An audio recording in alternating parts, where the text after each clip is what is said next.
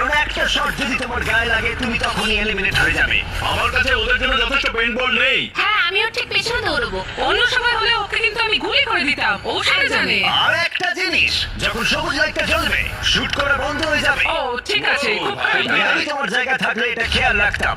তোমাদের সবাইকে good luck. চলো এবার আমরা শুরু করি। কেমন? পাশ কাটিয়ে যেতে হবে ভাই, যেভাবে number 4 remember remember remember. Fantastic, তোমরা কি তৈরি?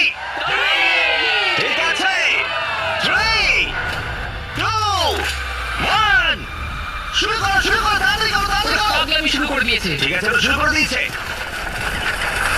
ও মাই গড, আসতে ভাই। ও একটা হিট করতে পেরেছি। এই যে আরেকটা। ওরা এখনো শুট করছে। অনেক পেইন্টবল আছে, কোথাও যেতে পারছি না ভাই। ওদের উপর এখন শুট করা হচ্ছে। আমার মনে হচ্ছে পারবো।